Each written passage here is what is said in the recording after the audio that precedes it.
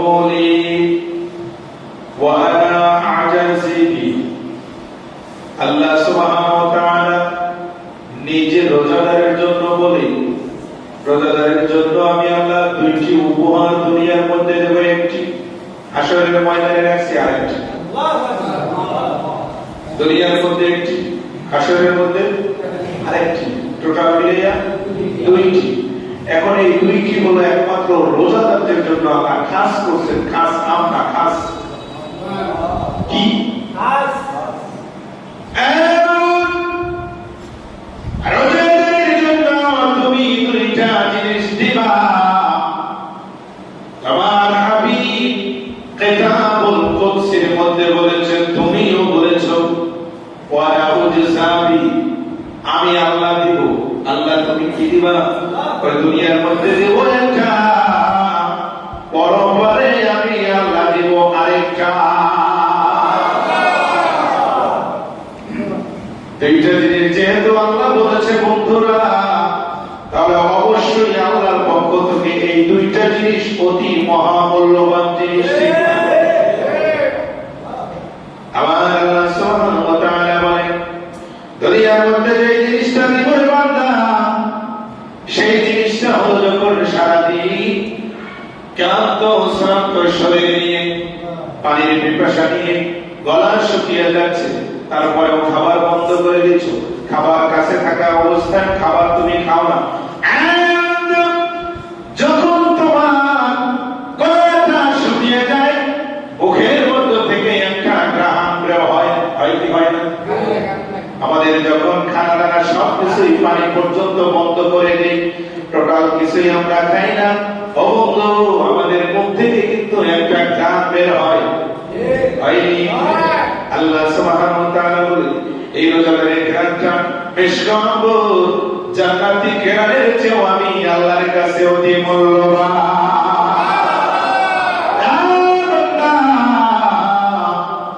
যখন ইফতারির সময় হয়ে আসে, মসজিদে মাগরিবের নামাজ দেওয়ার সময় হয়, আযান দেওয়ার সময় হয়, ওই সময় আমার বান্দারা ইফতারি নিয়ে অপেক্ষায় থাকে, কখন আযান হবে রে, কখন ইফতারি করব রে।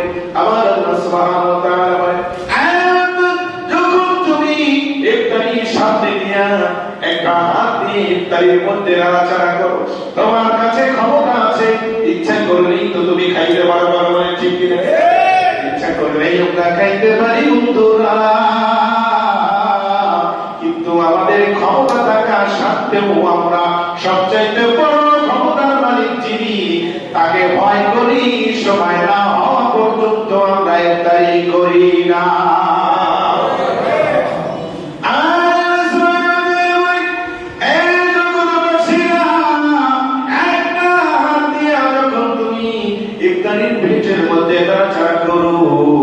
আমি আল্লাহ আমার শাহীদের মধ্যে হাজার নয় লক্ষ নয় কোটি কোটি রহমতের ফেরেশতা নিয়া আমি আল্লাহ একটা সমাবেশ করি, সুবহানাল্লাহ, লক্ষ কোটি ফেরেশতা নিয়া রে বান্দা আমি আল্লাহ সমাবেশ করি, আর আমার ফেরেশতার কাছে জিজ্ঞেস করি, হে ফেরেশতারা, আমার বান্দারা, হে আমার বান্দারা ইফতারি করে না কেন?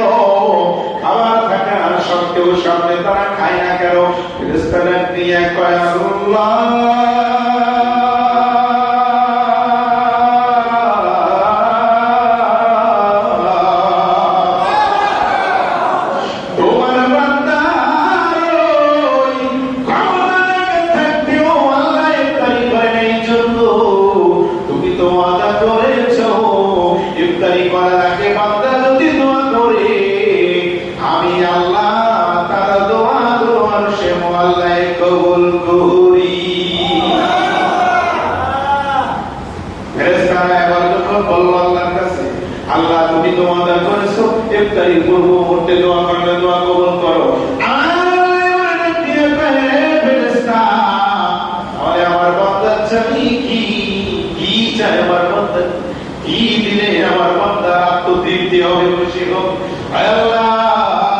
সারাদিন রোজাই এখন এই মুহূর্তে তোমার কাছে মাপ চায়।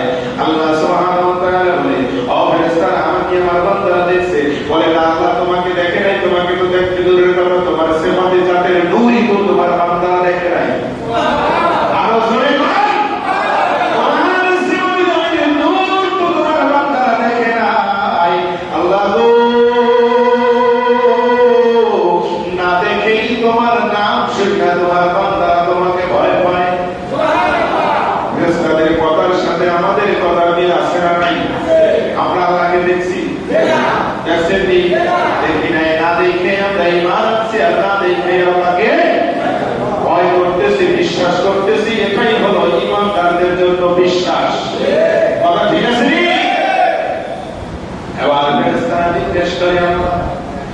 তোমার বান্দা তোমাকে না দেখে ভয় করে গো আল্লাহ,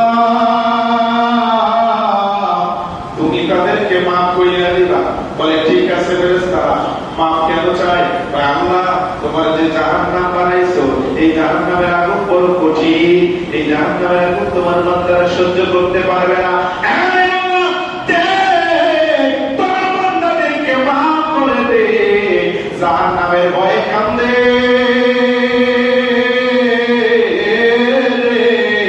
জাহান্নামের আগুন সহ্য করতে পারবে না। এই জাহান্নামের ভয় তো তোর বান্দারা সারাদিন তোর গোলামি করে।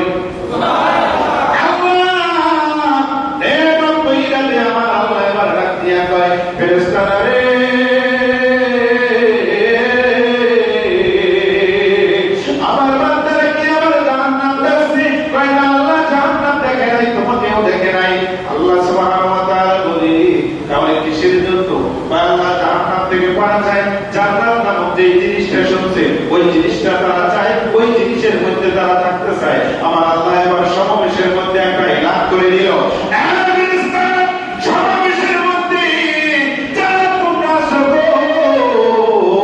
সবাইকে আমি সাক্ষী রেখে বলতেছি, আমার বান্দা কি আমার এসে নিয়ে ফেরদাউস যে জান্নাত নায়াত নামক যে জান্নাতটা আমি আল্লাহ হুকুম দিয়ে বানাইলাম, এই এসে কি ফেরেশতারা জান্নাতটা আমার বান্দারা কি দেখছে?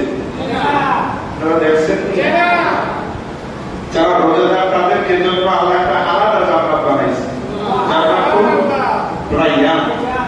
এই রায়্যান নামক একটা দরজা, এই দরজা দিয়ে জান্নাতের মধ্যে প্রবেশ করবে। আল্লাহ বলে সেটা কারা?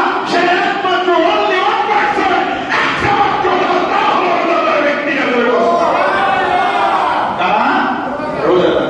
রোজাদারদের জন্য আমার আল্লাহ একটা জান্নাত বানিয়ে রাখছে, আলাদা জান্নাত। এখন দেখেন, আমি বলেছিলাম যে আল্লাহ সুবহানাহু ওয়া তাআলা দুইটা নিয়ামত আল্লাহ আমাদেরকে দান করবে, একটা হলো দুনিয়া আর একটা হলো আখিরাত। এই প্রথমটা সাবেশটা চলতেছে। বন্ধুরা আমার, বন্ধুরা আমার, ফেরেশতারা জিজ্ঞেস করল, মাবুদ ও আল্লাহ, তোমার বান্দা জান্নাত নামক জায়গায় থাকতে চায়। আমার আল্লাহ এবার ডাক দিয়ে কয়, আমি এলান করে দিলাম, আমার বান্দারা কি আমার সেই জান্নাতুল রায়্যান নামক জান্নাতটা দেখছেনি? দেখছেনি? ফেরেশতারা কয়, আল্লাহ না, তারা তো দেখে নাই। এবার আল্লাহ সুবহানাহু ওয়া তাআলা বলেন, তাহলে জান্নাতের জন্য পাগল কেন? কয়, আল্লাহ তুমি যে এত সুন্দর, তোমার ওয়াদাটাও এত সুন্দর, আর তোমার বান্দাও এত সুন্দর। এই সুন্দর নামক জিনিস দেখা বিশ্বাস কইরা এবারে তাকওয়া নিয়ে তারা চায়, আল্লাহ তুমি তাদের জান্নাত রায়্যান নামক জিয়া দাও।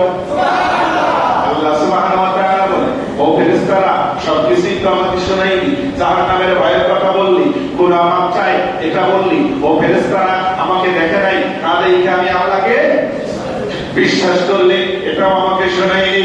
ফেরেশতারা রে,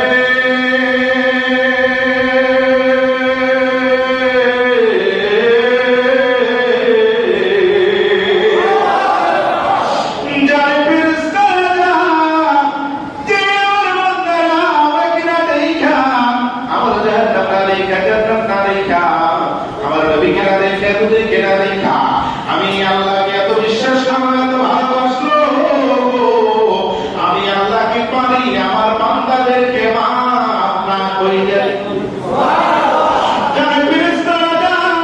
আমি একা একা ইচ্ছা করলে মাফ করে দিতে পারতাম, কিন্তু আমি আল্লাহ একা একা মাফ করবো না।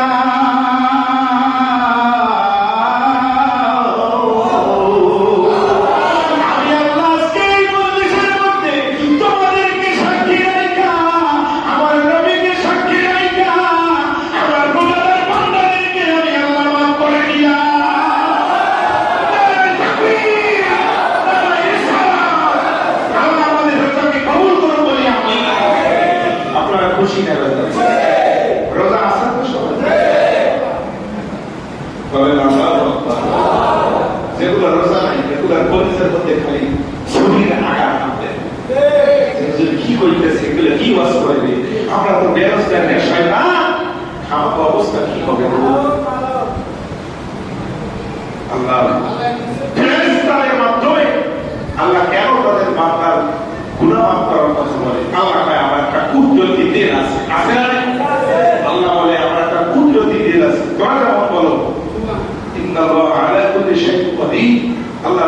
সমস্ত জিনিসের জাননেওয়ালা মালিক, ইন্নাল্লাহ আলিমুন বিযাতিস সুদূর, সমস্ত জিনিসের খবর রাখনেওয়ালা তুমি হইলে আমাদের অন্তর্যামী। আল্লাহ, তোমার কি কোনো অন্তর্যামী আছে? তোমার কি কোনো অন্তর আছে? তোমার মধ্যে কি কোনো রূহ নামক জিনিস আছে? তোমার কি হাত আছে? তোমার কি পা আছে? তোমার কি শরীর আছে? আমার আল্লাহ কয়, আমার কুদরতি ভাবে আমি আল্লাহ যাকে তুমি নবীর কসম দিয়ে বলতেছি, আমি আল্লাহ সবকিছু আছে। আর সবকিছু একমাত্র ওই সময় ব্যবহার করি যেই সময় আমার বান্দারা আমার প্রতি খুশি হয়ে, আমার প্রতি এত সন্তুষ্ট হয়ে আল্লাহু আকবার বলে যখন ডাক দেয়, তখন আমি আল্লাহ কুদরতি অন্তরটা আমি আল্লাহ ঠান্ডা হয়ে যায়। তাহলে আল্লাহর কুদরতি অন্তর আছে, আসেনি? আল্লাহর কুদরতি ভাবে সবকিছু আছে। লা ইলাহা ইল্লাল্লাহ, লা ইলাহা ইল্লাল্লাহ, কিছু নাই। আল্লাহ স্বীকার করছে, ভালো করে বুঝলেন। আল্লাহ কয় না, কিছু নাই, নাই নাই নাই নাই, কিছু নাই। আকাশ নাই, বাতাস নাই, মাটি নাই, চন্দ্র নাই, সূর্য নাই, কিছু ইল্লাল্লাহ, সবকিছুই। দেখছেন ছোট্ট একটা কালেমার মধ্যে আল্লাহ কত জিনিসগুলো রয়ে আছে। যাই হোক বন্ধুরা, আমার একটু দূরে সরে পড়ে